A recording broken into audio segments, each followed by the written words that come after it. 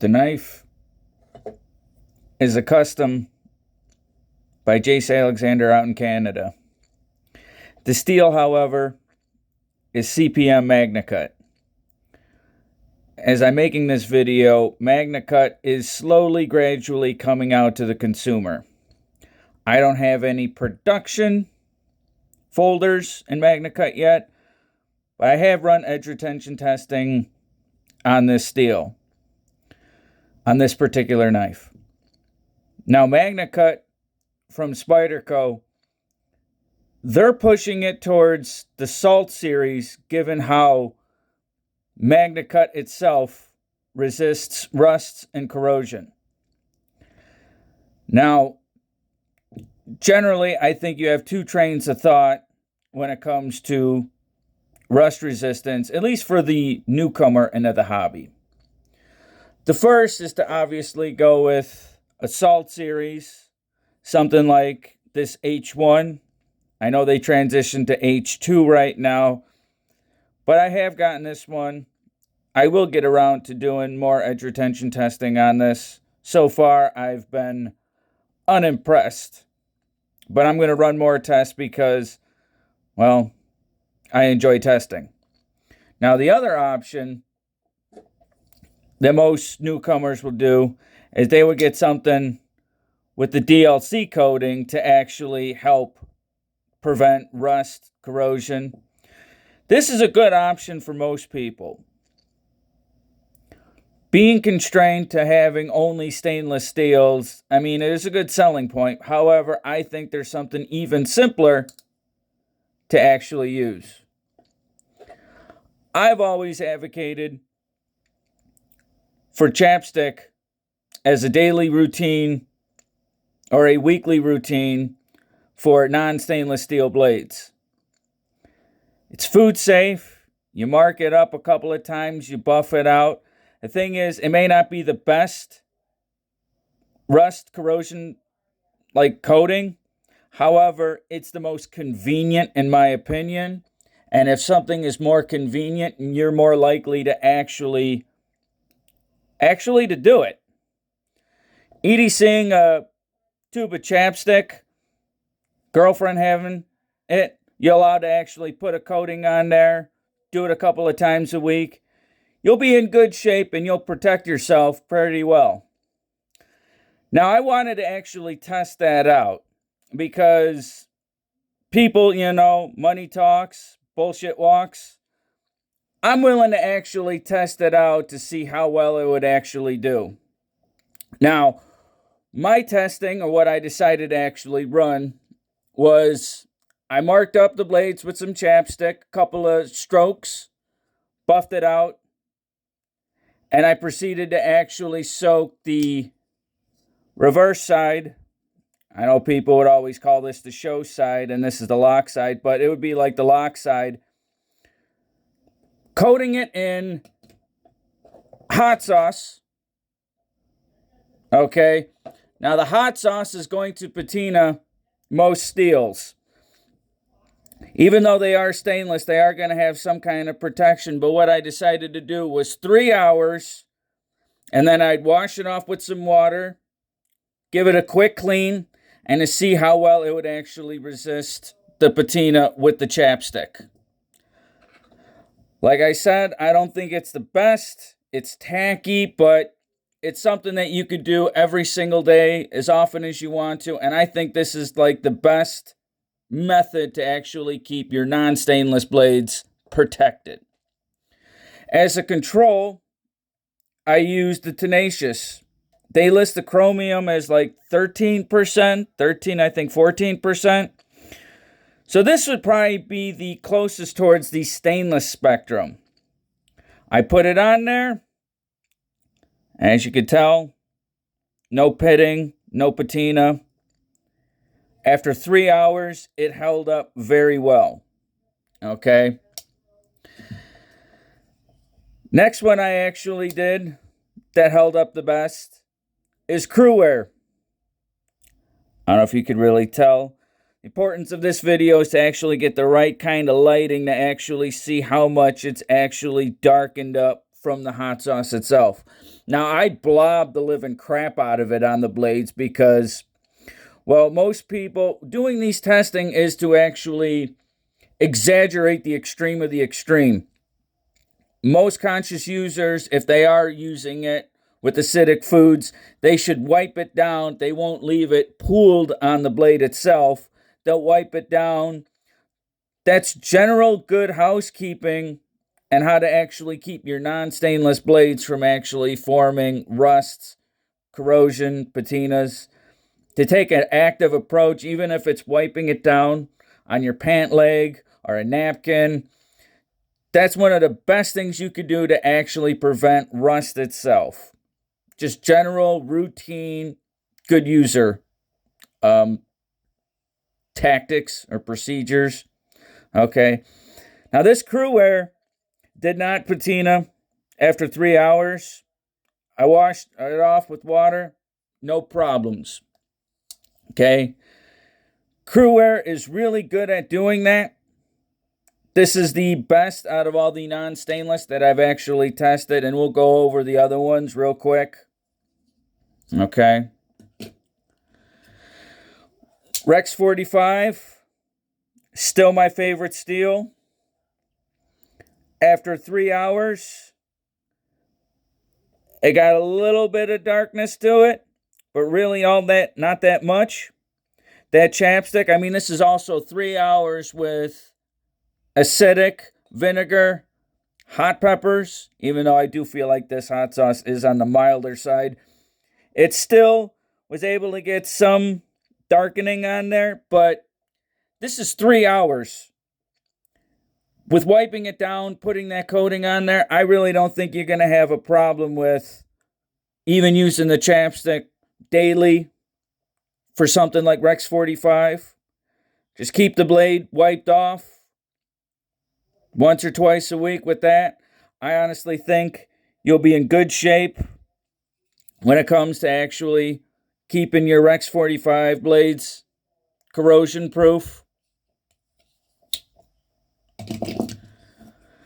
10V. Okay. Even you can see even the hot sauce actually bled over to the other side. But it did get a little bit darker than the Rex. But after 3 hours of just coating in this hot sauce, this is what you're actually going to get. Now, actually, after I wiped off the blade, I gave it a quick clean, which most people would actually do if they saw something like that. And this is how much it's actually darkened up after 3 hours. 3 hours of intentional negligence. Most users shouldn't be that negligent. Now, I know the selling feature of rust-proof steels is trying to cater towards the people that actually need it. Now, there's a market for it, and then there's the people that are just lazy and ignorant. Having something like that, I think, is going to actually stretch you out pretty well. But, you know, I could say it till I'm blue in the face, but I actually put to test everything that I actually say to see how it actually holds up. I think this holds up very well, especially given the circumstances. Now, I know you're not going to find any runs in 10V. If you are going to find them on the secondary, they're going to be ridiculously priced. But the 4V usually has the DLC coating on there. I wanted stuff that was non-coated, so I tested out 10V.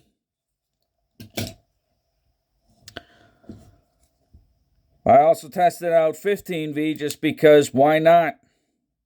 I got it. Most people are trying to articulate how well it's holding up, but as you can tell, it did get a little bit of darkness, a little bit more than the 10V did.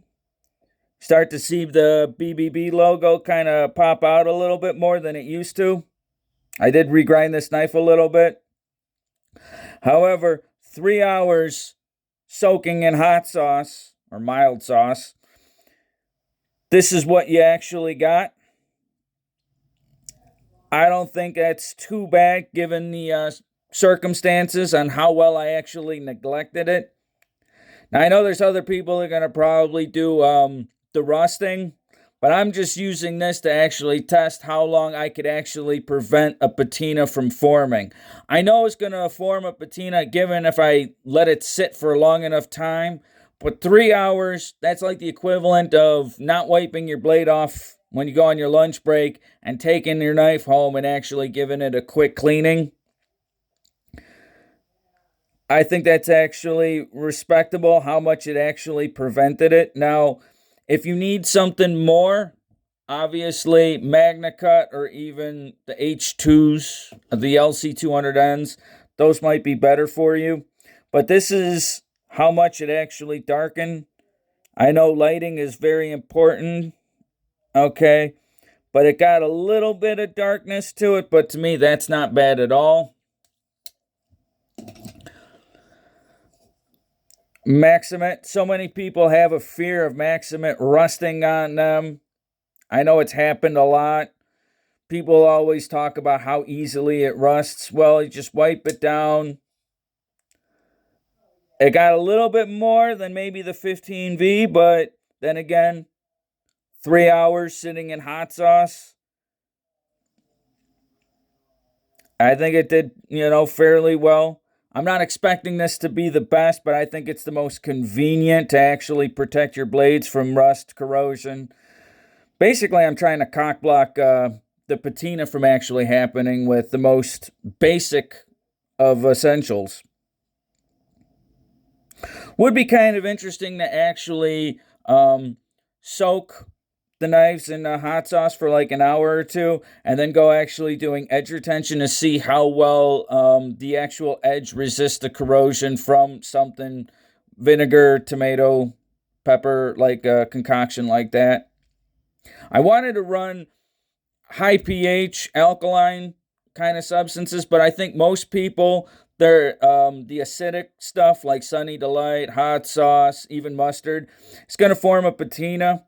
Vinegar, I mean, if you're going to actually want to do a full the whole blade, not doing blobs like how I kind of did, you probably just take like a paper towel, throw it in, throw whatever you're mixing up with it, flatten it out, and then just kind of cup the blade and let it sit there so it actually covers everything evenly.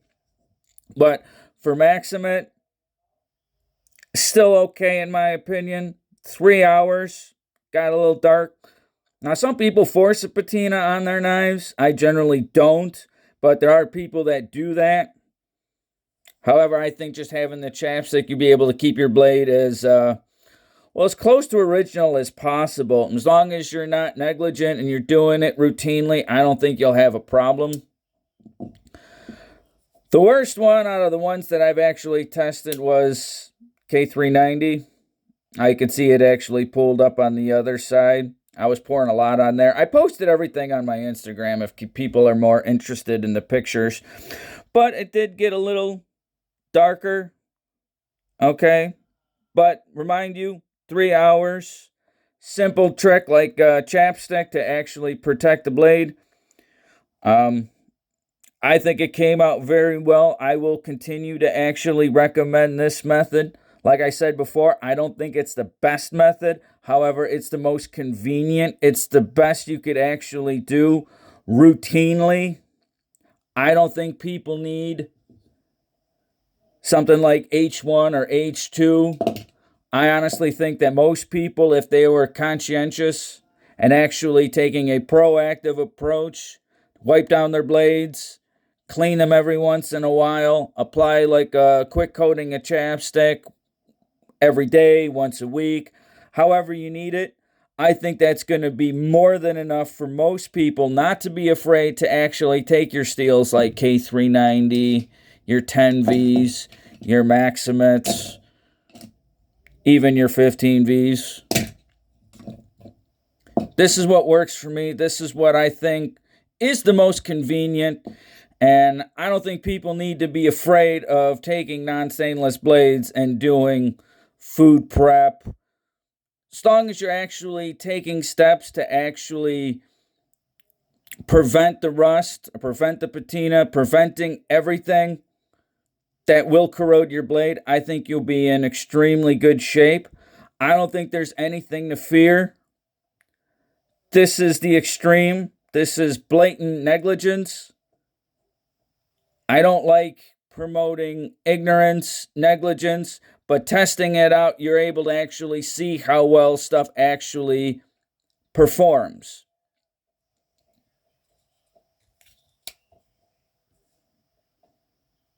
Still, I think this K390 stretch is probably the best value that Spyderco makes, even though it actually had the most patina at the end of the day. But if you're actually taking care of your knives, using the right stones, diamond, or CBN, I think you're going to get the best performance out of this price point. To me, this is still the best value that you can get from Spyderco, and it's the most accessible. How good is a knife if you can't even buy it? You're lucky to get anything from the 15V area. I mean, those things are going up, swallowing up fast. I got this. I don't mind testing it. I don't care what my knives look like. I want them to perform. That's just me. Other people, they could jerk off in their masturbation station with mirror polished edges, having the knife completely pristine. To me, I don't enjoy that. I enjoy putting my knives through use, resharpening them, seeing what the steel is actually capable of, and actually putting my own edges and evaluating how they perform for me. That's how I do it. This is my testing. This is what I got.